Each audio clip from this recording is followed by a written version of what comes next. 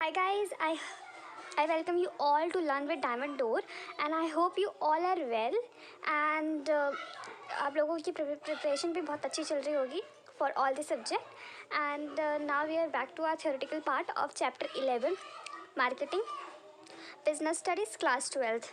तो इससे पहले मैंने केस स्टडी करा दी है आपको और I think 25% of the chapter has been already done and आप लोगों ने अगर नहीं देखा किसी ने भी तो प्लीज़ आप गो थ्रू कर लीजिए और फिर उसके बाद क्योंकि ये कंटिन्यूस पार्ट है अगर आप उसके ऊपर पढ़ लेते हैं तो it will easy for you to understand the next part as well right. So अभी आज का जो कंसेप्ट है वह है हमारा मार्केटिंग मिक्स, ठीक है ना, मार्केटिंग मिक्स। और guys this is the very important concept of this chapter because this is what we call is the crux of this chapter, ठीक है, क्योंकि ये आपको सिर्फ 12th में काम नहीं आएगा।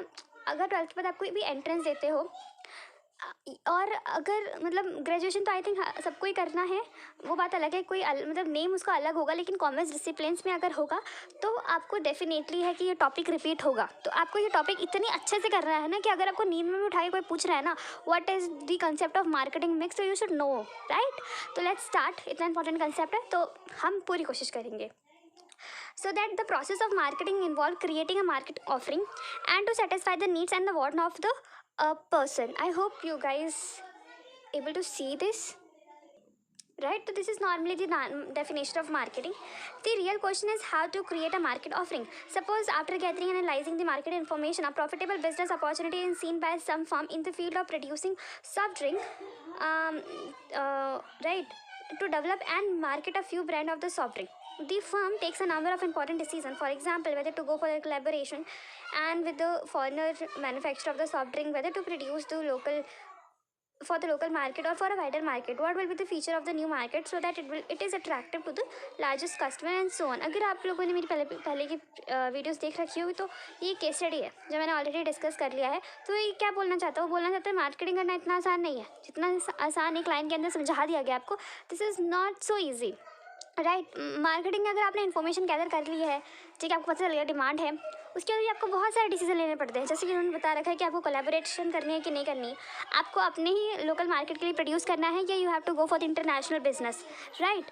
एंड क्या फ़ीचर रहना चाहिए, क्या मतलब ऐसे क्या करें जो बहुत ज़्यादा अट्रैक्टिव हो, ठीक है ना। तो ये सब फैक्टर्स होते हैं जो हमें मतलब बहुत ही क्रिटिकल वे से डिसाइड करना होता है सो दैट, क्योंकि marketing is not an easy task ना। आप किसी प्रोडक्ट को प्रोड्यूस कर रहे हो, ये नहीं कि एक प्रोडक्ट को अपने प्रोड्यूस करें, it's a very big task, ठीक है ना। तो बहुत ज़्यादा टाइम खर्चा, मतलब बहुत ज़्यादा रिस्की टास्क होता है। तो हम इन सब फैक्टर्स को बहुत ही दिमाग से, मतलब बहुत ही सारे फैक्ट्स एंड फिगर को दिमाग में लेके करेंगे, right guys. So these factors are classified in the form of controllable factors और नॉन कंट्रोलेबल फैक्टर, राइट। तो जो पहले समझते कि क्या होता है फैक्टर्स, आपको समझ गए ना, क्योंकि हमें बहुत सारे डिसीजंस लेने पड़ते हैं, उन डिसीजंस को हम लोग फैक्टर्स बोल रहे हैं in business terms.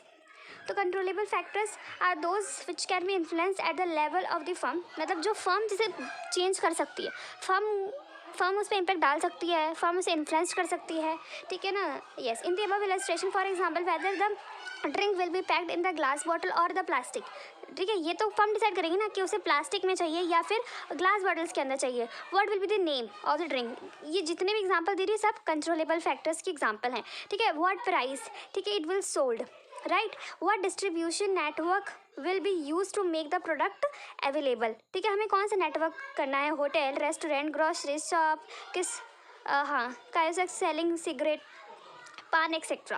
to the buyers, where the new soft drink will be promoted by putting up advertisements in the newspaper और मैगजीन। ये सब क्या कंपनी डिसाइड करती है, ये कंपनी के पास अधिकार है, कंपनी के पास इसकी वो क्या कर सकते हैं, अथॉरिटी है, राइट। तो ये सब क्या हो गए, कंट्रोलेबल फैक्टर्स हो गए। Whether in the paper of the regional language और English etcetera, it is decided at the level of the marketing manager of the firm. Next is non controllable firm, ठीक है, non controllable factor which is opposite to the controllable factors, ठीक है। Beside this there is certain other factor which effect the decision but are not controllable, मतलब जो effect तो करते हैं लेकिन कंट्रोलेबल नहीं है, ठीक है, इफेक्ट करते हैं बिजनेस को लेकिन बिजनेस के पास अथॉरिटी नहीं कि उसे कंट्रोल कर सके, and they are the environmental factors, for example the political factors such as government. अगर गवर्नमेंट ने बोल दिया कि ये वाला, जैसे ऊपर वाला एग्जाम्पल में सॉफ्ट ड्रिंक थे, ये सॉफ्ट ड्रिंक बंद है, ये सॉफ्ट ड्रिंक बैन है हमारे इंडिया में, तो क्या कंपनी कुछ कर सकती है? तो क्या कंपनी उसकी पैकेजिंग बना के कुछ काम कर सकती है? नहीं, कंपनी उसका ब्रांड नेम जनरेट करके क्या करेगी, उसको प्रोड्यूस करके क्या करेगी? जब वो बैन है, कंपनी इसमें कुछ नहीं कर सकती है, राइट। और depend on whether to allow any technical और the financial collaboration in the area of soft drink, production of और the economic factors as the rate of inflation, जो कि बिल्कुल कंट्रोल में नहीं है, prevailing in the given period, और the credit policy of the central bank affecting the total availability of the money in the market, all of which affect the sale of the particular product but not be controlled and influence the decision eight the level of the firm. मतलब firm नहीं ले सकता, ठीक है, firm इसको बारे में सोच ही नहीं सकता कंट्रोल करने के बारे में।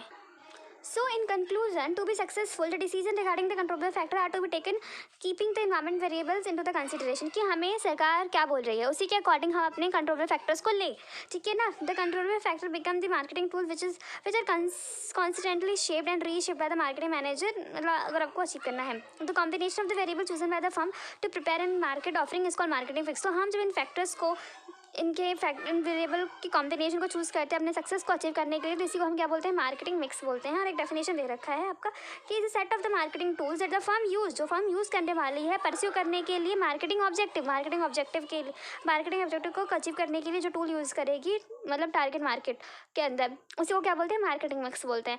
सो this is the very important concept at last I'm also saying। so that's all about the today's video and next we'll discuss about the element of marketing mix। और वो मतलब वो काफ़ी लंबा बनेगा, वो बहुत ज़्यादा मतलब एकदम डीप में हम पढ़ेंगे उसके बारे में।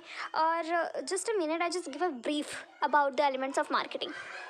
So these are the glimpse of the elements of the marketing। So as you can see that the 4 P's of the marketing, और ये guys मतलब मुझे लगता है आपको ये रट लेना चाहिए, मतलब इसे रट लीजिए आप, not even the graduation but after some time, ठीक है, क्योंकि आप मतलब आप कुछ तो करेंगे, कॉमर्स डिसिप्लिन में करेंगे। अगर आप किसी कंपनी में जॉब करते हैं, किसी कॉर्पोरेट के अंदर, या फिर किसी अपना खुद का बिजनेस खोलते हैं, तो मुझे लगता है कि ये जो आपका कंसेप्ट है it's very very important, right. तो इसमें अंदर 4 P's हैं, very easy, product, price, place, promotion. तो as a name suggest, product मतलब जो टेंजिबल गुड होगा, जो हम देना चाहते हैं, दैट्स द मार्केटिंग ऑफरिंग।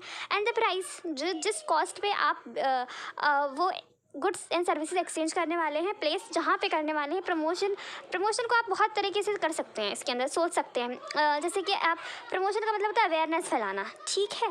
तो मतलब अवेयरनेस के लिए आप एडवर्टीजमेंट का यूज़ कर सकते हैं।